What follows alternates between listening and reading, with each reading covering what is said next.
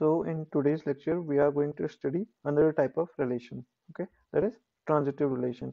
Under this topic, we will study what is transitive relation and some examples based on the transitive relation, okay. A relation R on a set A is called transitive if whenever A, B belongs to R and B, C belongs to R, then A, C belongs to R.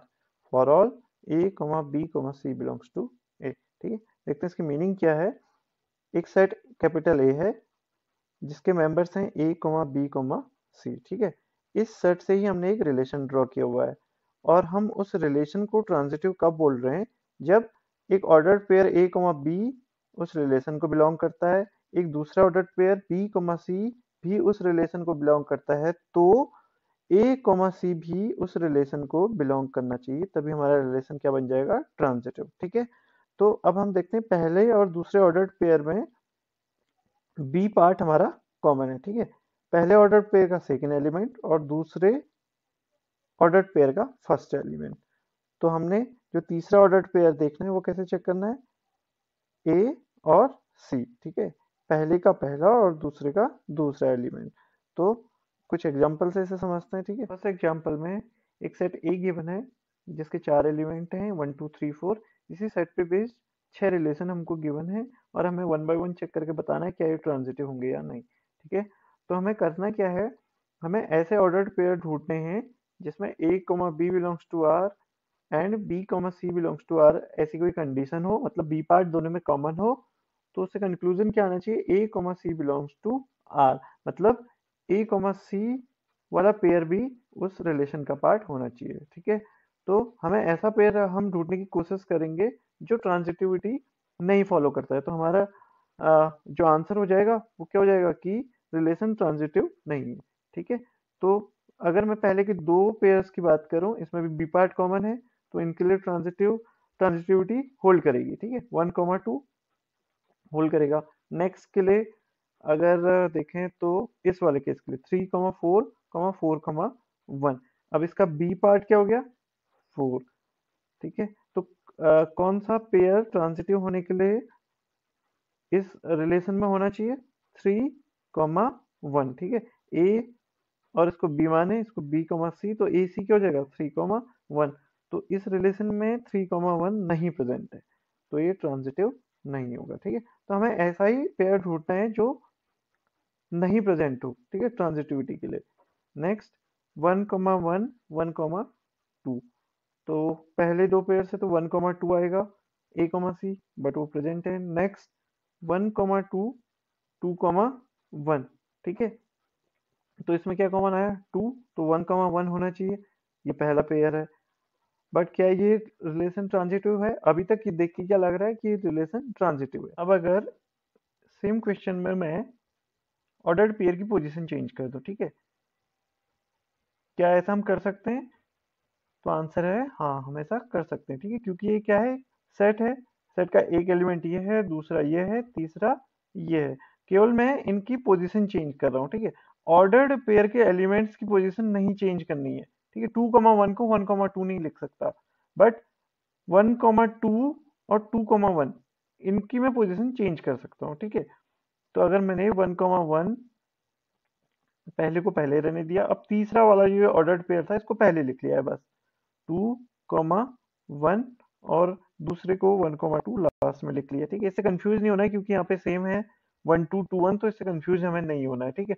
मैंने केवल position change किया ordered pair की, ordered pair के elements को नहीं बदला है, ठीक है। अब मैं अगर इसमें ट्रांजिटिविटी चेक करूं तो ये पार्ट कॉमन आ रहा है दोनों में 1 1, तो 2 पेयर भी इसका पार्ट होना चाहिए, बट वो रिलेशन में नहीं है, तो ये रिलेशन भी ट्रांजिटिव नहीं होगा, ठीक है। नेक्स्ट में अब आप लोग एक बार वीडियो पॉज करके खुद से ट्राई करने की कोशिश करिए कि कौन सा रिलेशन ट्रांजिटिव है और कौन सा नहीं है, ठीक है। तो थर्ड में देखते हैं 4 1 एंड 1 2, ठीक है। अगर ये ए, ये बी और ये बी और ये सी, तो ए सी का पेयर कौन सा हो जाएगा, 4 2। तो 4 2 इस रिलेशन में है नहीं है, तो ये रिलेशन भी क्या हो गया, ट्रांजिटिव नहीं हुआ, ठीक है। नेक्स्ट वन ये ट्रांजिटिव होगा और ये भी ट्रांजिटिव होगा एंड लास्ट वन ये तो होगा क्योंकि इसमें एक ही पेयर है। ठीक है, अब इसमें भी कंफ्यूज नहीं होना है। ठीक है, कि ये नहीं ढूंढना कि हमें ए कॉमा सी, हम ए कॉमा सी कब ढूंढेंगे जब हमें ऐसी कोई कंडीशन मिलेगी। ठीक है, A comma B belongs to R and B comma C belongs to R. ठीक है, एंड लगा हुआ है तो दो पेयर होने ही चाहिए, तब जाके हम तीसरा पेयर चेक करेंगे। ठीक है, तो ये तो हमारा पहला एग्जाम्पल हो गया। अब दूसरा एग्जाम्पल देखते हैं। Consider these relation on the set of integers. ठीक है, ये रिलेशन किस पे बेस्ड है? सेट ऑफ इंटीजर्स पे। तो इंटीजर्स क्या होते हैं? Minus infinity two plus infinity. ठीक है, अब इसी पे हमारे को चेक करना है कि ये रिलेशन ट्रांजिटिव होंगे या नहीं होंगे। रिलेशन R1 कैसे डिफाइन है? एक ordered pair A, B such that A is less और इक्वल टू B। ठीक है, और हमें ये बताना है कि ट्रांजिटिव होगा या नहीं। अब इस सेट ऑफ इंटीजर्स पे बेस्ड है रिलेशन। तो अब मैं सपोज कोई एग्जांपल ले लेता हूँ कि कोई एक पेयर -2, 4। ठीक है, कंडीशन सेटिस्फाई हो रही है ए इज लेस और इक्वल टू बी। और दूसरा ऐसा ही कोई पेयर सपोज मैं लेता हूँ 4, 6। ठीक है, इस कंडीशन का भी मुझे ध्यान रखना है। तो इस केस में जो ए कॉमा सी का पेयर आएगा -2, 6, क्योंकि मैंने इसको ए कॉमा बी मान लिया, इसको बी कॉमा सी। ठीक है, तो सेट ऑफ इंटीजर्स में अगर कोई भी एक पेयर बनाऊं based on this condition and condition is less equal to B, तो मेरी ट्रांजिटिविटी हमेशा फॉलो करेगी। कब? जब a comma B belongs to R and b comma C belongs to R होगा। ठीक है, तो ये हमेशा क्या होगा? ट्रांजिटिव होगा। Next, R2 is equal to ordered pair a comma b such that a is greater than b। ठीक है, तो ऑर्डर्ड पेयर में a जो है वो हमेशा b से बड़ा होगा, और हमें लेना कहाँ से? सेट ऑफ इंटीजर से। तो मैं अगर सपोज कोई पेयर लूँ 4, -2, अगर मैं ऐसा कुछ ले लूँ, और अब मुझे ट्रांजिटिविटी के लिए यहाँ पे b कॉमन ही रखना पड़ेगा। तो a is greater than b, तो किससे बड़ा है? -2 -4 से। ठीक है, तो ट्रांजिटिविटी क्या हो जाएगी? 4, -4। ठीक है, तो क्या ये पेयर इंटीजर्स का है और कंडीशन होल्ड कर रहा है, a ग्रेटर देन b कर रहा है, और ट्रांजिटिविटी भी फॉलो कर रहा है। तो ये भी मेरा क्या हो जाएगा? ट्रांजिटिव। ठीक है, नेक्स्ट ऐसे ही R3 is equal to A comma B such that A equal to B और A equal to minus B, या डायरेक्टली मैं कह दूं equal to plus minus B. ठीक है, अभी किस टाइप के पेयर आ जाएंगे इसमें? 1, अगर एक पेयर है तो 1 किसके इक्वल होगा? -1 के, या -1 -1 के इक्वल। तो इससे ट्रांजिटिविटी क्या आएगी इस पेयर से? अगर इसको a कॉमा बी और इसको b कॉमा सी बोलेंगे तो a कॉमा -1 ये पेयर आ जाएगा। ठीक है, तो ये हमेशा किसको? इंटीजर्स को फॉलो करेगा, और कंडीशन भी मेरी हमेशा ट्रू रहेगी। ठीक है, तो ये भी ट्रांजिटिव हो गया। Next, R4 a equal to B, तो इसमें भी हमें कोई डाउट नहीं है ट्रांजिटिव होगा। इक्वल टू बी, सपोज मैं कोई भी पेयर ले लूँ, इक्वल टू बी वाला कोई भी -1 ले लेते हैं, ये तो हमेशा ही होगा। और क्या लेंगे? -1 ठीक है, कंडीशन लेके चलनी है। तो अगर ट्रांजिटिव तो -1 ही आएगा, तो ये भी हमेशा ट्रू होगा। ठीक है, नेक्स्ट चेक करते हैं। A B such that A equal to B plus 1।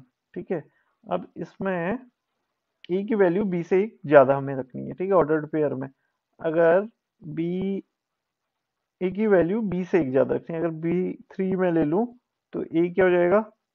4। ठीक है, ऐसे ही अगर यहाँ पे मैं 3 ले लूं